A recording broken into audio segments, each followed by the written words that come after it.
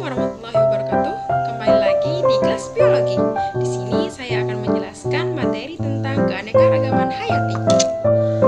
Keanekaragaman hayati adalah keanekaragaman pada makhluk hidup yang menunjukkan adanya variasi bentuk, penampilan, ukuran, serta ciri-ciri lainnya. Keanekaragaman hayati disebut juga biodiversitas atau biodiversity, meliputi keseluruhan berbagai variasi yang terdapat pada tingkat gen, jenis, dan ekosistem di suatu daerah. Secara garis besar, keanekaragaman hayati dibagi menjadi 3 tingkat, yaitu yang pertama, keanekaragaman gen, yang kedua, keanekaragaman jenis, dan yang ketiga yaitu keanekaragaman ekosistem. Yang pertama, saya akan menjelaskan tentang keanekaragaman gen. Keanekaragaman gen adalah keanekaragaman individu dalam satu jenis atau spesies makhluk hidup. Keanekaragaman gen menyebabkan bervariasinya suatu genetika sehingga berpengaruh pada genotip atau sifat dan fenotip atau penampakan luar suatu makhluk hidup. Keanekaragaman gen menunjukkan adanya variasi susunan gen dan individu sejenis. Yang kedua, ada keanekaragaman jenis.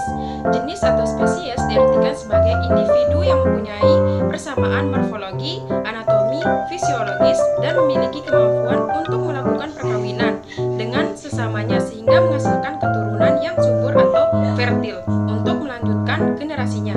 Yang ketiga, ada keanekaragaman ekosistem. Ekosistem dapat diartikan sebagai hubungan atau interaksi timbal balik antar makhluk hidup yang satu dengan makhluk hidup lainnya dan juga antar makhluk hidup dengan lingkungannya. Keanekaragaman ekosistem merupakan keanekaragaman suatu komunitas yang terdiri dari hewan, tumbuhan, dan mikroorganisme di suatu habitat. Keanekaragaman ekosistem ini terjadi karena adanya keanekaragaman gen dan keanekaragaman jenis atau spesies.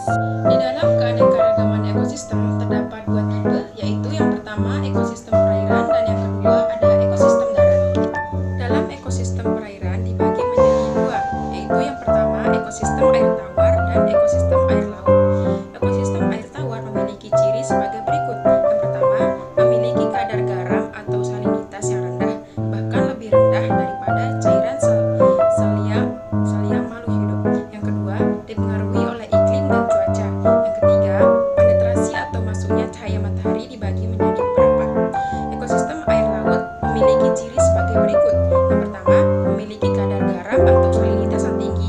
Yang kedua, tidak dipengaruhi oleh iklim dan cuaca. Yang ketiga, habitat air laut saling berhubungan antara laut yang satu dengan laut yang lain. Yang keempat, memiliki variasi berbeda.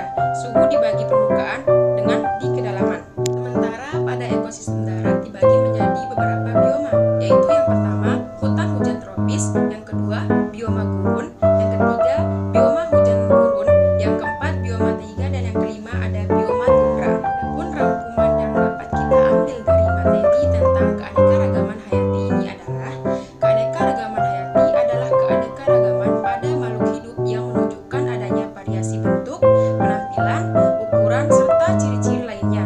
Secara garis besar, keanekaragaman hayati dibagi menjadi 3 tingkat, yaitu keanekaragaman tingkat gen, tingkat jenis, dan tingkat ekosistem.